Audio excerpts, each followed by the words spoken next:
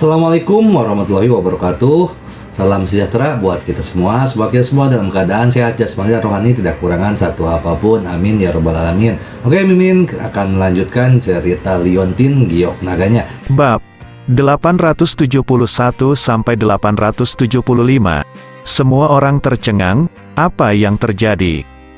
Wang Yongan dengan cepat bertanya, "Kurator Li, apa yang kamu bicarakan?" Li Suecheng berkata, "Pemenangnya sudah jelas, Tuan ini membuat 3 revisi. Mana yang lebih baik, Presiden Wang? Kali ini kamu kalah." "Bagaimana bisa?" Wang Yongan percayalah. "Apakah Anda bercanda?" "Direktur Li, Anda tidak bersamanya. Bukan, Anda bukan peluit hitam, bukan." Setelah mengatakan ini, Wang Yongan juga menyesalinya. Dengan tergesa-gesa, dia mengatakan hal seperti itu benda. Tapi sekarang sudah terlambat untuk mengambilnya kembali, karena Li Suecheng sudah mendengarnya. Li Suecheng mendengus, lalu mengambil kedua gambar itu, dan berkata, "Lihat sendiri." Wang Jiuan adalah yang paling dekat, dan dia melihat sekilas gambar desain Ye Chong. Meskipun ini adalah 3 pukulan sederhana, itu benar-benar mengangkat desain anting-anting ke tingkat yang baru. Tampaknya anting-anting ini hidup, membandingkan gambar desain yang awalnya sempurna dengan gambar modifikasi Ye Chong. Desain aslinya harus dibuang ke tempat sampah. Wang Yongan tidak bisa berkata apa-apa. Bagaimana ini mungkin? Modifikasi Ye Chong terlalu spiritual, bahkan rencana yang didiskusikan bersama oleh Wang Jiuan dan beberapa master seni tidak sebaik 100.000 Ye Chong. Kali ini, desainer lain juga ikut bergabung. Semua orang kagum ketika mereka melihatnya. Luar biasa, bisakah ini benar-benar dirancang oleh manusia? Selain itu, anak itu baru saja menggambar 3 pukulan acak. Mungkinkah itu kehendak Tuhan? Semua orang berkata satu demi satu. Dengan wajah gelap, Li Suecheng bertanya kepada Wang Jiuan, "Apakah Anda melihat bahwa saya meniup peluit?" Wang Jiuan menundukkan kepalanya karena malu, dan tidak berbicara untuk beberapa saat. Wu Regang memandang Ye Chong dengan heran. "Chief Ye, aku sangat mengagumimu, kamu sangat hebat." Semua orang terkejut selama 5 menit, dan kemudian perlahan-lahan menjadi tenang. Pada saat ini, Ye Chong tersenyum dan berkata, "Presiden Wang, karena pemenangnya telah diputuskan, ikuti apa yang Anda katakan sebelumnya, dan Anda harus memenuhi janji Anda. Telah disepakati sebelumnya bahwa setelah Wang Jiuan kalah, dia harus mengumumkan di depan umum bahwa dia tidak layak untuk posisi ini." Tapi di mana dia mengatakan kata-kata seperti itu? Apakah dia tidak tahu malu? Dia adalah presiden dari asosiasi desain bergengsi. Wang Jiuan memutar matanya dan berkata, "Semua orang baru saja melihatnya. Dia baru saja menggambar 3 pukulan acak.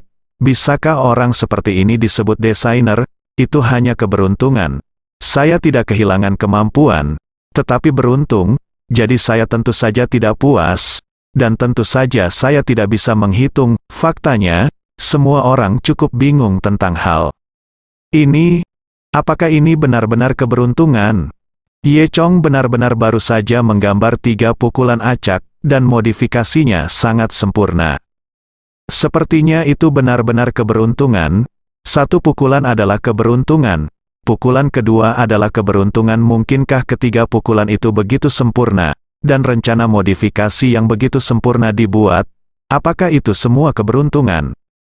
Jika ini benar-benar keberuntungan, keberuntungan ini terlalu bagus. Saya khawatir hanya dengan membeli tiket lotre dapat mengosongkan kumpulan hadiah yang telah terkumpul selama beberapa dekade. Namun, jika bukan keberuntungan, apakah benar ada seseorang yang bisa menggambar desain sesempurna itu dengan begitu saja? Semua orang bingung. Ye Chong benar-benar tidak bisa tertawa atau menangis. Jika dia tahu, dia akan membuat pertunjukan dan menggambar beberapa pukulan dengan hati-hati. Saat ini, Zheng Yi tiba-tiba muncul. Baik Ye Chong dan Wu Rengang sangat aneh. "Hah, Tuan Zheng, kenapa kamu ada di sini?" tanya Wu Rengang. Sebelum Zheng Yiyi dapat berbicara, Li Suecheng berjalan mendekat sambil tersenyum. Haha, Tuan Zheng, Anda akhirnya datang, ternyata. Li Suecheng mengundang Zheng Yiyi, karena Li Suecheng tahu bahwa hati Bailu diuji oleh perusahaan Zheng Yiyi. Jadi itu pasti dirancang oleh desainer perusahaan mereka. Oleh karena itu, dia telah menghubungi Zheng Yiyi sebelumnya, ingin bertemu dengan desainernya. Zheng Yiyi mengetahui status Li Suecheng di dunia seni Suedo, jadi bisa berurusan dengannya secara alami akan sangat bermanfaat bagi perkembangan perusahaan di masa depan. Zheng Yiyi memberitahu Li Suecheng bahwa perancang telah datang ke pesta teh. Itu sebabnya Li Suecheng sengaja datang ke tempat kejadian hari ini. Dia bertanya pada Wang Jiuan terlebih dahulu, tetapi Wang Jiuan tidak mengetahuinya, jadi Li Suecheng menyerah. Untungnya, Li Suecheng mengundang Zheng Yiyi. Ketika Zheng Yiyi muncul, Li Suecheng bergegas dengan tidak sabar, Tuan Zheng, mengapa Anda tidak segera memperkenalkan saya? Siapa perancang jantung Bailu? Zheng Yiyi menatap Ye Chong sambil tersenyum, dan berkata, itu dia, namanya Ye Dingtian, dan dia salah satu kepala desainer perusahaan kami. Li Suecheng memandang Ye Chong dengan heran. Sebenarnya, dia memikirkannya di awal, setelah melihat gambar modifikasi Ye Chong, tidak bisa menjadi Ye Chong. Namun, dia juga merasa bahwa Ye Chong terlalu muda untuk memiliki warisan budaya yang begitu mendalam untuk merancang karya seperti Bailu's Heart. Tak disangka, ternyata jantung Bailu memang dirancang olehnya. Li Suecheng memandang Ye Chong dengan heran, Tuan Ye Dingtian, bukan? Anda benar-benar merancang jantung Bailu? Ye Chong menyentuh hidungnya, gambar sesuka hati. Li Suecheng terdiam, apa? Yang lain melakukan kamu menggambarnya secara acak. Nima hanya menggambar 3 pukulan sesuka hati. Jadi apakah hati Bailu ditarik sesuka hati? Apapun yang Anda gambar sesuka hati bisa menjadi klasik. Jadi biarkan orang lain hidup.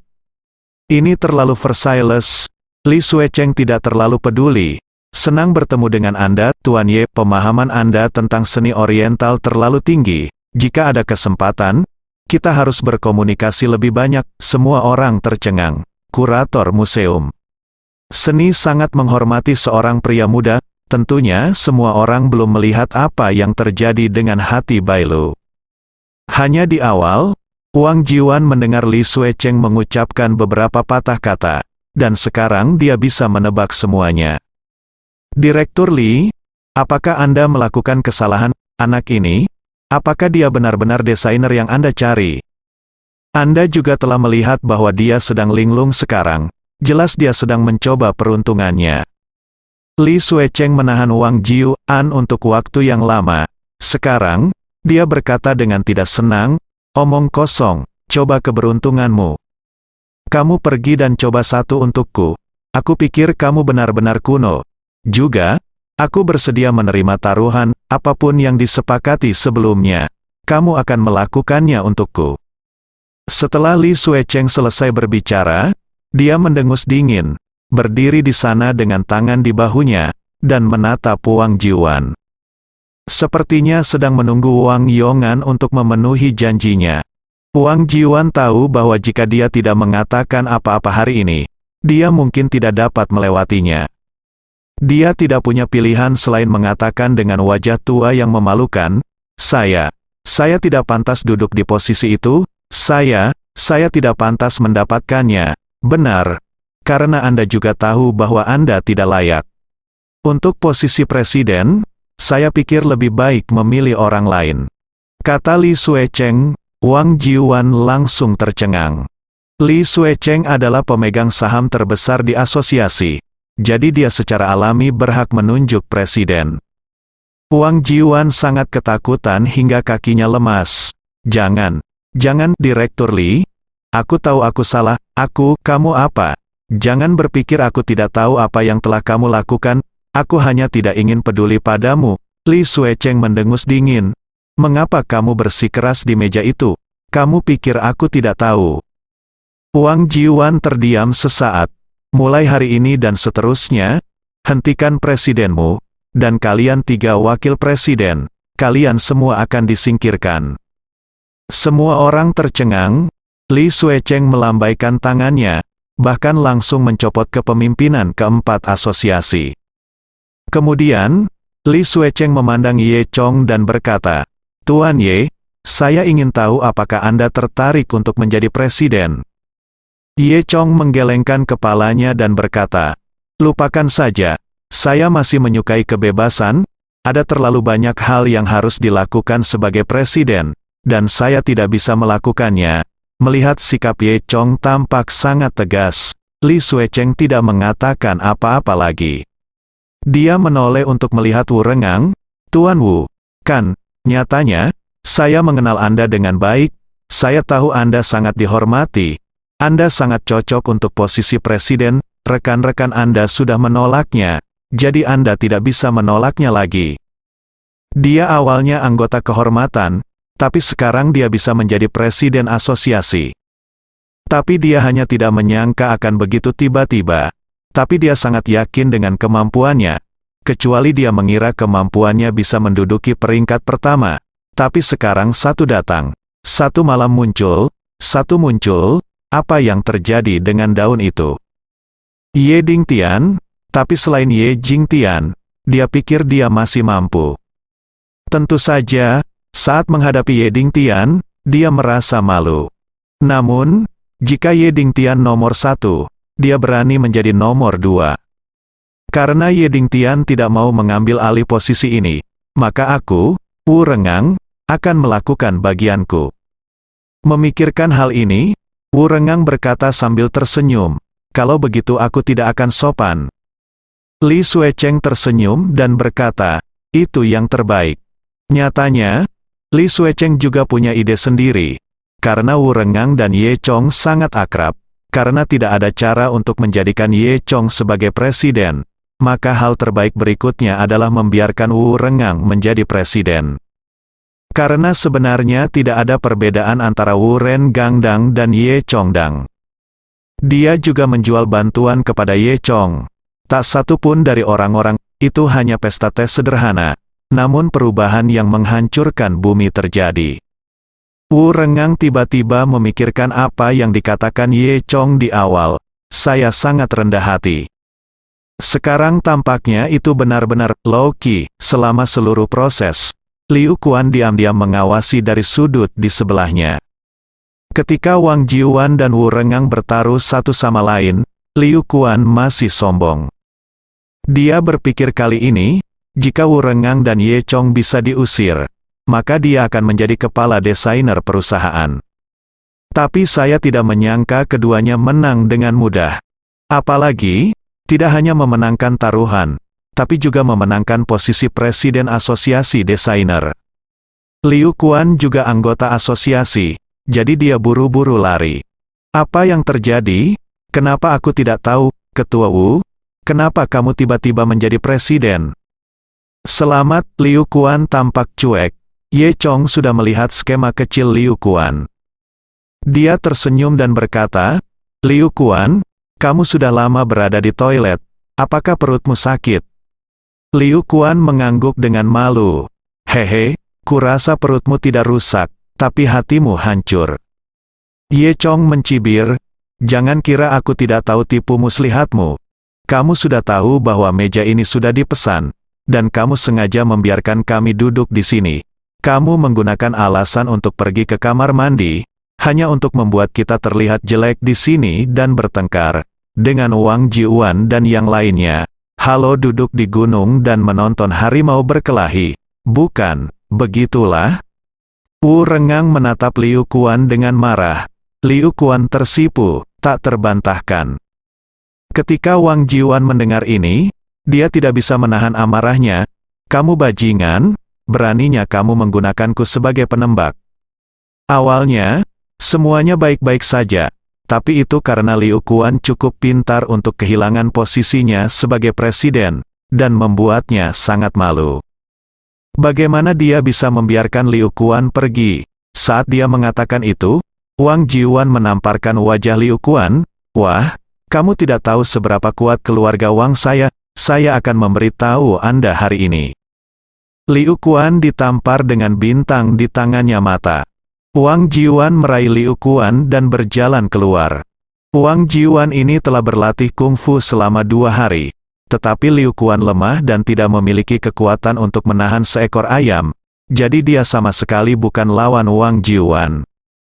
Liu Kuan ketakutan, dan buru-buru berkata, "Tuan Zeng, Kepala Ye dan Kepala Wu, selamatkan saya." Bagaimana saya bisa mengatakan, "Saya juga perancang perusahaan kami, bantu saya." Ye Chong tertawa, "Mulai sekarang. Kamu tidak ada hubungannya dengan perusahaan, jadi aku akan memecatmu." "Setuju?" Zeng Yiyi bertepuk tangan dan berkata. Wu Renggang juga mengangguk, "Saya juga setuju." Sementara Ye Chong sibuk di sini, Zhao Meiting dibawa ke kaki Gunung Suefeng di Suedu. Gunung Suefeng adalah tempat pemandangan terkenal di Suedu. Selama Anda berada di Suedu dan melihat ke atas, Anda dapat melihat Gunung Suefeng yang menjulang tinggi.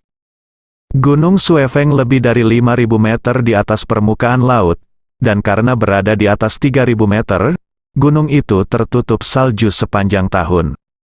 Dari kejauhan, seluruh gunung bagian bawah berwarna hijau, sedangkan bagian atas berwarna putih, seperti memakai topi putih. Menara Gunung Suefeng tinggi di awan, sangat khusyuk dan khusyuk. Meskipun Gunung Suefeng ini adalah tempat pemandangan yang sangat bagus, namun tidak pernah terbuka untuk dunia luar. Karena seluruh Gunung Suefeng sekarang berada di bawah kendali keluarga Zhao. Kediaman Beihan Zhao berada di lereng Gunung Suefeng. Gunung Suefeng terletak di tanah nadi spiritual, kaya akan energi spiritual, sangat cocok untuk kultivasi, dan di atas garis Suefeng, yang tidak dapat diakses, penuh dengan segala jenis harta langka, tak terhitung jumlahnya. Prestasi keluarga Zhao hari ini tidak ada hubungannya dengan bercokol di Gunung Suefeng. Rumah keluarga Zhao dibangun di lereng gunung, dan sebuah platform besar ditarik keluar di lereng Gunung Suefeng. Konon jumlah proyek ini sangat besar. Butuh setengah tenaga kerja Suedu untuk membangun rumah keluarga Zhao yang mirip istana. Saat matahari sedang bagus, di kaki Gunung Suefeng, Anda bisa melihat cahaya keemasan di lereng gunung, yang merupakan kediaman keluarga Zhao. Semua bangunan keluarga Zhao berwarna emas, mewah dan anggun, namun hikmat. Di sepanjang jalan pegunungan, pertama-tama naiki tangga ultra panjang dengan ratusan simpul, lalu tiba di gerbang rumah Zhao. Zhao Meiting dipimpin oleh Zhao Chen dan menaiki tangga. Ratusan langkah ini sangat sulit bagi orang biasa seperti Zhao Meiting. Pada saat dia mencapai peron, dia kehabisan napas.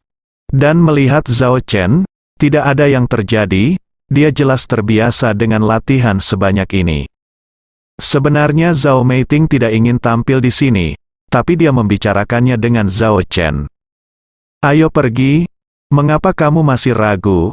Tidakkah kamu setuju? Pergi menemui leluhur tua, dan beritahu leluhur tua sendiri, selama leluhur tua setuju, maka kamu bisa pergi." Kata Zhao Chen. Zhao Meiting menarik napas dalam-dalam, mengikuti Zhao Chen, dan berjalan ke gerbang rumah Zhao. Seluruh manor keluarga Zhao sangat besar, dengan jalan berliku menuju tempat-tempat terpencil, di sepanjang jalan batu biru. Setelah memutar bebatuan dan hutan, keduanya datang ke ruang tamu. Zhao Chen meminta Zhao Meiting untuk menunggu di ruang tamu dulu, dan dia berjalan menuju sebuah ruangan kecil di dalam sendirian. Melalui jendela ruang tamu, Zhao Meiting dapat melihat dari kejauhan bahwa Zhao Chen memasuki sebuah pondok jerami. Rumah jerami itu terlihat sangat berbeda, dibandingkan dengan kemegahan bangunan keluarga Zhao lainnya, sepertinya tidak pada tempatnya. Dan di pondok jerami yang tampaknya biasa ini, ada seorang lelaki tua duduk. Sepertinya lelaki tua itu berusia hampir 100 tahun, kulitnya mengering dan berubah menjadi kulit kayu, dan wajahnya sangat kurus, seperti monyet tua. Di kamar hanya ada satu tempat tidur dan satu meja yang sangat sederhana, dan pakaian yang dikenakan oleh lelaki tua itu juga sangat tua. Sulit membayangkan bahwa orang seperti itu sebenarnya adalah leluhur yang kuat di keluarga Zhao. Dia duduk bersila, mata terpejam, dan di atas meja tidak jauh dari sana, sebuah tanaman aneh sedang terbakar, mengeluarkan asap biru samar. Meski tidak ada angin di dalam ruangan, asap hijau itu sepertinya tertarik oleh sedotan yang tak terlihat dan perlahan mengalir ke tubuh lelaki tua itu. Bum, bum, seseorang mengetuk pintu. Pria tua itu perlahan membuka matanya, dan itu adalah Zhao Chen di luar pintu. Leluhur tua, ini aku membawa kembali putri dari anak kedua. Kata Zhao Chen, orang tua ini adalah leluhur keluarga Zhao, bahkan Zhao Chen harus memeriksa silsilah keluarga untuk mengingat nama leluhur keluarga Zhao.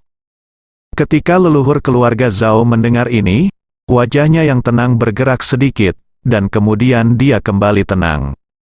Bawa masuk, suara leluhur keluarga Zhao sangat serak. Iya, kata Zhao Chen dengan hormat. 5 menit kemudian, Zhao Chen memimpin Zhao Meiting ke pondok. Begitu masuk, Zhao Meiting mencium pertanyaan aneh. Sepertinya jamu, tapi baunya tidak enak. Sebaliknya setelah dicium terasa menyegarkan. Itu dia, nenek moyang keluarga Zhao memandang Zhao Meiting. Zhao Chen menjawab dengan hormat, itu benar, nenek moyang tua. Itu dia, namanya Zhao Meiting. Saya telah menyelidikinya dan dia memang putri Zhao Kun. Tidak diragukan lagi, kata leluhur keluarga Zhao. Zhao Chen diam-diam menatap Zhao Meiting, dan berkata, mengapa Anda tidak memanggil saya leluhur? Bagaimana Anda mengajari Anda etiket sebelumnya? Zhao Meiting mendengus dan berkata, saya bukan dari keluarga Zhao, dan saya tidak tahu leluhur manapun, biarkan aku pergi benar. Hehe, temperamen ini agak mirip dengan ketika aku masih muda. Kata leluhur itu, wajah Zhao Chen agak jelek, leluhur tua, jangan khawatir, dia memiliki temperamen yang sangat keras. Apakah itu dari keluarga Zhao? Tidak masalah apa yang Anda katakan, biarkan saya melihat apakah Anda memiliki bakat. Nenek moyang keluarga Zhao melambaikan tangannya dengan ringan. Asap yang membakar di atas meja di sebelahnya diaduk olehnya dan melayang langsung ke arah Zhao Meiting. Seperti ular terbang yang menari, Qing Yan melintasi jarak 5 meter dan melayang ke sisi Zhao Meiting. Pada saat ini, mata leluhur keluarga Zhao dengan gugup menatap asap dan Zhao Meiting. Saya melihat asap hijau bergoyang di sekitar tubuh Zhao Meiting, tetapi tidak masuk ke tubuh Zhao Meiting. Patriark keluarga Zhao menggelengkan kepalanya, menghela nafas dan berkata, sepertinya dia hanya orang biasa, lupakan saja, karena kamu tidak ingin bergabung dengan keluarga Zhao, tidak masalah. Biarkan aku pergi. Zhao Meiting tidak menyangka, ada hal yang begitu bagus. Zhao Chen mendengus, kamu bisa pergi jika kamu mau, tapi kembalikan buku cheat yang dicuri ayahmu, dan kamu bisa pergi. Buku cheat apa? Zhao Meiting tidak tahu kenapa. Zhao Chen berkata, jangan berpura-pura, Zhao Kun sudah mati.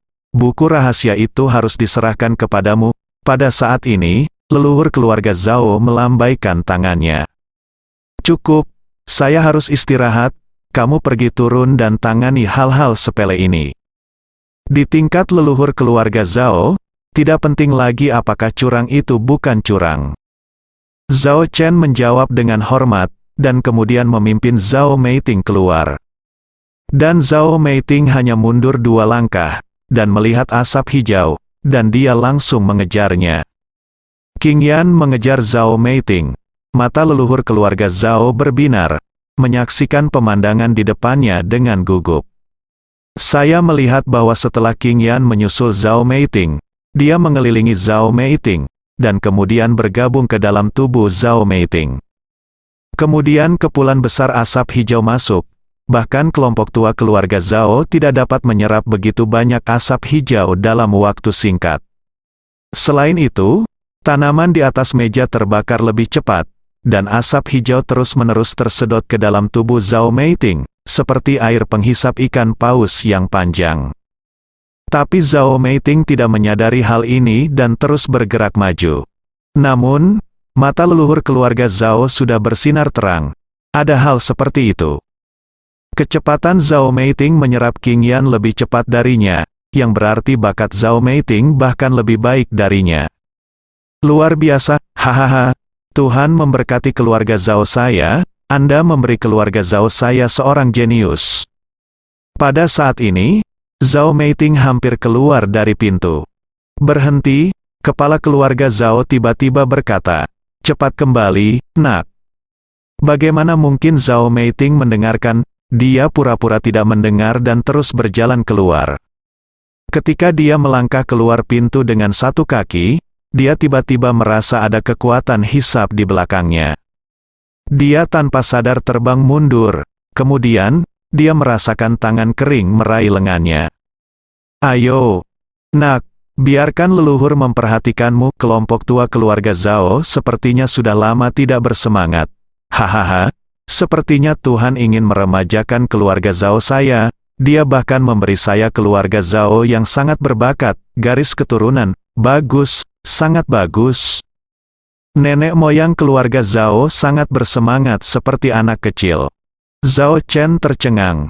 "Zhao Chen, kamu melakukan pekerjaan dengan baik kali ini. Dan tentu saja bajingan kecil Zhao Qilin itu akan mendapat hadiah besar. Nah, kamu bisa pensiun," kata tim lama keluarga Zhao kepada Zhao Chen. Ketika Zhao Chen melihat leluhur keluarga Zhao mengatakan ini, dia senang dan mundur perlahan. Zhao Meiting tertegun. "Ada apa? Apakah Anda tidak membiarkan saya pergi? Kenapa kau ingin meninggalkanku lagi?" Nenek moyang keluarga Zhao berkata, "Nak, kamu akan tinggal bersamaku mulai sekarang, dan aku akan membimbingmu secara pribadi." "Tidak, aku ingin pergi," kata Zhao Meiting. Patriark keluarga Zhao melepaskan Zhao Meiting, dan memandangnya dengan penuh perhatian. "Apakah kamu tidak tahu betapa berbakatnya kamu? Selama kamu tetap di sisiku, aku jamin kamu akan menjadi orang yang lebih kuat dariku di masa depan. Saya akan berada di bawah komando Anda." "Tidak, saya tidak menginginkannya, saya ingin pergi." Zhao Meiting berkata, "Saya tidak ingin bakat apapun, saya akan pergi." "Hei, terserah kamu." Nenek moyang keluarga Zhao tertawa dan berkata, "Ayo, nak, pertama bersujud kepada leluhur, dan kamu telah secara resmi memasuki keluarga Zhao saya." Zhao Meiting mundur 2 langkah, menggelengkan kepalanya dan berkata, "Aku tidak menginginkannya." Dari segala arah, tekanan tak terlihat melonjak ke arahnya. Tekanannya begitu kuat sehingga dia hampir kehabisan napas. Dalam beberapa detik, wajah Zhao Meiting memerah. Ada juga tekanan dari atas ke bawah, menekan kaki Zhao Meiting yang tidak disengaja untuk ditekuk. Zhao Meiting mengatupkan gigi peraknya dan menopang dirinya dengan erat. Tubuhnya mulai bergetar, dia hanya tidak ingin berlutut. Nenek moyang keluarga Zhao malah tersenyum sedikit. Ya, ketangguhan dan temperamen seperti itu benar-benar baik." Saat dia berbicara, leluhur keluarga Zhao tiba-tiba meningkatkan kekuatannya di tanah. Kemudian, Zhao Meiting membungkuk tanpa sadar. Dengan suara dang, Zhao Meiting bersujud kepada leluhur keluarga Zhao. Lumayan, nenek moyang keluarga Zhao berpikir, melambaikan tangannya, dan napas lain mengalir ke tubuh Zhao Meiting. 1 detik Zhao Meiting masih berjuang mati-matian, tapi detik berikutnya, dia merasa lega, atau lebih tepatnya mati rasa. Ketika Zhao Meiting mengangkat kepalanya, matanya kosong dan tanpa ekspresi, seolah-olah dia telah menjadi boneka. "Iya, nak, bangun." Zhao Meiting menjadi sangat patuh dan berdiri. Ikuti leluhur lama di masa depan, leluhur tua tidak akan memperlakukan Anda dengan buruk. Apakah Anda mengerti? Zhao Meiting mengangguk dengan kaku, mengerti. Setelah pesta teh desainer, seluruh komunitas desain Suedu mengetahui reputasi jenius Ye Dingtian. Perusahaan perhiasan Zhao Lubai juga meningkat seiring dengan arus, dan telah melompat ke jajaran perhiasan kelas 1 di Swedo. Terlebih lagi, Wu Renggang sekarang menjadi presiden asosiasi desainer. Dua kepala desainer yang luar biasa berada di bawah-bawahan Zhao Lubai. Ini membuat Zhao Lubai sangat bangga. Pada hari ini, Ye Chong sedang mendiskusikan rencana desain dengan Zhao Lubai. Li Suecheng tiba-tiba memanggil Ye Chong. "Tuan Ye, saya ingin tahu apakah Anda punya waktu hari ini? Mengapa Anda tidak melihat pameran saya? Bagaimana?" Li Suecheng menyukai Ye Chong sejak pesta teh terakhir. Dia telah mengundang Ye Chong beberapa kali, tetapi Ye Chong menolak. Jika dia menolak lagi kali ini, tampaknya Ye Chong agak terlalu jahat. Tidak ada cara lain, jadi Ye Chong tidak punya pilihan selain setuju dan berkata, "Oke, aku akan ke sana sebentar lagi." Zhao Lubai juga senang melihat Ye Chong dan Li Suecheng lebih banyak berkomunikasi. Lagi pula, status Li Suecheng di dunia seni Swedo masih sangat tinggi. Jika Anda bisa berteman dengan Li Suecheng, itu akan sangat bermanfaat bagi perusahaan. "Pergilah, itu tidak dihitung sebagai ketidakhadiranmu," kata Zhao Lubai sambil tersenyum. Setelah itu, Ye Chong pergi ke Museum Seni Li Suecheng. Museum ini adalah upaya telaten seumur hidup Li Suecheng. Karya seni yang ditempatkan di dalamnya semuanya bernilai seni tinggi. Lokasi museum adalah jalan yang sangat tua. Seluruh jalan penuh dengan industri dengan suasana artistik yang kuat seperti barang antik dan kaligrafi. Oleh karena itu, jalan ini disebut juga Art Street. Orang-orang berseni dan berwawasan luas di Swedo adalah tempat yang paling sering dikunjungi. Ye Chong mengenakan setelan mahal, lebih terlihat seperti generasi kedua yang kaya. Sastrawan masam, jadi ketika saya melihat Ye Chong seperti ini, kesan pertama saya adalah dia hanya berpura-pura dibandingkan, tidak mungkin memiliki bakat nyata dan pembelajaran nyata. Seni seperti apa yang bisa dia pahami? Sampai mereka mengetahui bahwa Direktur Li benar-benar datang untuk menyambutnya secara langsung. Semua orang kagum, Li Suecheng dengan hangat menerima Ye Chong di depan pintu. "Oh, Tuan Ye, saya telah menantikan kedatangan Anda dan menunjukkan kepada Anda koleksi saya. Anda tidak bisa bercanda," kata Li Suecheng. "Di mana itu, Yang Mulia?" kata Ye Chong.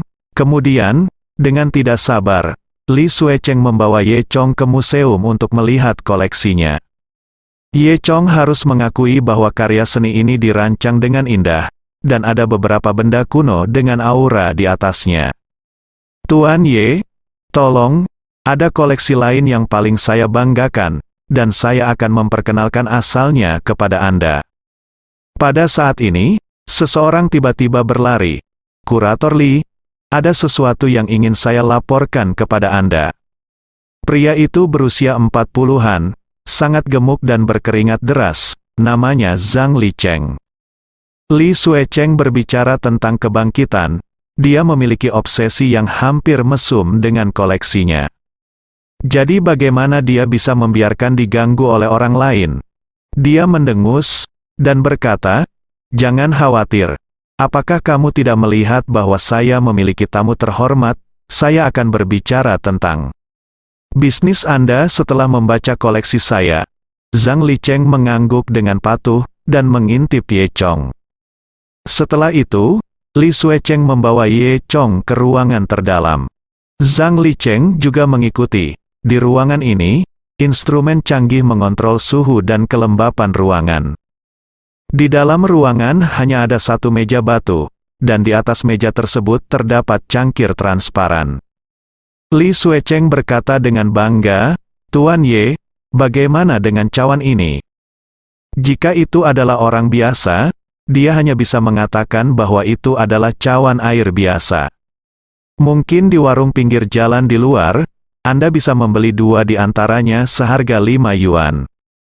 Namun, sekilas Ye Chong tahu bahwa ada aura yang kuat di cangkir ini. Apalagi bahan yang digunakan dalam cawan ini juga tercatat dalam warisan Dewa Naga, merupakan bahan kristal khusus yang sangat langka. Cawan ini terlihat seperti gelas, tetapi memiliki efek ajaib. Selama air dituangkan, di bawah sinar matahari, 7 warna berbeda akan muncul dalam satu hari. Dan setiap warna, air di dalamnya, akan menunjukkan rasa yang berbeda. Zhang Licheng mencibir di sampingnya. Li Ben ini awalnya di sini untuk melaporkan situasinya, tetapi karena Ye Chong ada di sana, pekerjaannya tertunda. Dia tidak senang dengan Ye Chong di dalam hatinya. Melihat Ye Chong mengenakan setelan mewah, dia tampak muda. Jadi dia bahkan lebih yakin bahwa Ye Chong ini adalah generasi kedua yang kaya. Untuk generasi kedua yang kaya ini, Zhang Licheng tahu betul, mana yang tidak artistik. Mereka hanya membeli barang-barang termahal dan menggantungnya di rumah agar terlihat gaya. Namun nyatanya mereka sama sekali tidak memahami konotasi benda tersebut. Dia berkata dengan eksentrik, "Direktur Li, apakah Anda yakin anak ini memiliki pencapaian artistik yang begitu tinggi? Apakah Anda benar-benar berpikir dia akan memahami ini? Apakah Anda tahu apa itu?" Pertanyaan ini agak sulit bagi orang lain, haha. Ye Chong mengangkat bahu sambil mengangkat bahu. Dia berkata, "Ini adalah botol kaca 7 warna. Dikatakan bahwa itu digunakan oleh keluarga kerajaan saat itu. Sangat jarang, 100 tahun yang lalu, mantan dinasti kebetulan berada di masa-masa sulit. Setelah gurun terbunuh, tidak ada catatan tentang botol kaca 7 warna ini. Saya tidak menyangka, ternyata berada di tangan kurator Li Suecheng. Mengagumi, Tuan Ye memiliki mata yang bagus, dan dia benar-benar tahu barangnya." Zhang Licheng langsung tertegun. Apa dia tahu itu? Anak laki-laki seperti itu, bagaimana dia bisa mengalaminya? Saya khawatir itu hanya kebetulan, dia mungkin pernah melihatnya di suatu tempat secara kebetulan. Ternyata Zhang Licheng adalah bawahan Li Suecheng, manajer sebuah toko barang antik, dan dia secara alami memiliki pencapaian tinggi dalam apresiasi seni. Li Suecheng menatap kosong pada Zhang Licheng, dan memberi isyarat agar dia tutup mulut. Setelah itu, Li Suecheng mengajak Ye Chong untuk melihat beberapa koleksi lagi. Ye Chong juga harus mengakui bahwa gelar Li Suecheng sebagai kurator Li memang pantas didapatkan. Banyak koleksinya yang sudah punah, namun, Li Suecheng juga terkejut. Dia mengeluarkan koleksi untuk mengevaluasi Ye Chong, dan bahasa yang diucapkan Ye Chong setiap saat sangat unik dan berwawasan luas. Li Suecheng sangat kagum, sementara Zhang Licheng di sampingnya sudah sangat terkejut hingga rahangnya hampir jatuh. Anak ini benar-benar berbeda dari generasi kedua kaya lainnya. Dia sangat kaya dan berbakat. Orang seperti itu, biarkan dia menempati segalanya. Sungguh menyebalkan memikirkan hal ini. Zhang Licheng bahkan sedikit cemburu. Butuh setengah jam lagi untuk menjelajahi seluruh museum. Li Suecheng bertanya, "Bagaimana, Tuan Ye? Bagaimana museum saya?" Ye Chong mengangguk dan berkata, "Bagus sekali, koleksi Direktur Li benar-benar luar biasa." Semua orang mengobrol sebentar, dan kesombongan Li Suecheng terpuaskan. Baru saat itulah dia memikirkan Zhang Licheng. "Ngomong-ngomong, apa yang terjadi padamu sebelumnya?" Zhang Licheng berkata, "Ini masih tentang toko barang antik. Sekarang berhantu. Dan semakin berhantu, saya tidak bisa lagi menerima pelanggan. Ketika saya berdiri di depan pintu setiap hari, saya merasa sakit kepala. Setelah sekian lama, lubang saya berdarah. Apakah ini serius?" Li Suecheng menghela nafas. "Jelas, ini adalah masalah. Lama, saya, Li Tua, tidak pernah melakukan hal buruk dalam hidup saya. Bagaimana saya bisa memprovokasi hal-hal yang najis?" Selain museum ini, Li Suecheng juga memiliki toko barang antik di seberang jalan, yang khusus digunakan untuk mengumpulkan barang antik. Ini juga salah satu hobi Li Suecheng. Manajer toko barang antik ini adalah Zhang Licheng. "Kurator Li, Jangan katakan itu. Saya telah mengundang seorang pendeta Tao terkenal untuk mengusir hantu, tetapi saya tidak tahu apakah itu akan berhasil. Kata Zhang Licheng. Li Suecheng mengangguk. Oke, mari kita pergi dan melihat-lihat. Kemudian, dia menatap Ye Chong lagi. Tuan Ye, saya benar-benar minta maaf karena membiarkan Anda melihat lelucon. Saya tahu Anda mungkin tidak percaya pada hantu dan dewa. Saya akan menjelaskannya nanti. Sekarang saya akan pergi ke toko barang antik untuk melihat-lihat. Ye Chong tersenyum sedikit dan berkata, siapa bilang saya tidak percaya pada hantu dan dewa? Terus terang, saya tahu sedikit tentang mengusir hantu. Apa? Li Suecheng tercengang. Tuan Ye juga bisa melenyapkan hantu. Zhang Licheng mencibir. Hehe, kamu benar-benar sombong, hehe. Kamu masih harus melihatnya secara langsung. Beberapa hal dapat dilihat, dan beberapa hal tidak dapat dilihat. Saya menyarankan Anda, lebih baik tidak pergi, agar tidak takut bodoh, kata Zhang Licheng. Ye Chong tertawa dan berkata, aku tetap pergi. Li Suecheng berkata, ya, karena Tuan Ye bersikeras untuk pergi, ayo pergi dan melihat bersama. Sekarang Li Suecheng telah berbicara, Zhang Licheng tidak bisa mengatakan apa-apa lagi. Dia menatap Ye Chong dengan penuh arti. Setelah itu, ketiganya berangkat ke toko barang antik. Toko barang antik juga ada di jalan ini. Namun karena sifat khusus dari toko barang antik tersebut, lokasinya relatif terpencil. Lagi pula, tidak perlu menarik pelanggan ke sini, dan tidak semua pemalas bisa masuk. Hanya mereka yang benar-benar tahu bagaimana melakukannya akan datang ke sini. Oleh karena itu, toko barang antik tidak perlu terlalu mencolok, dan beberapa tempat terpencil akan memiliki suasana yang lebih. Ketiganya datang ke pintu toko barang antik. Saat ini, pintu kayu tua toko barang antik itu terbuka lebar. Setelah memasuki pintu, ada sebuah halaman. Di halaman, tanahnya diaspal dengan lempengan batu biru. Pada saat ini, di halaman, berdiri seorang pendeta Tao berjubah kuning.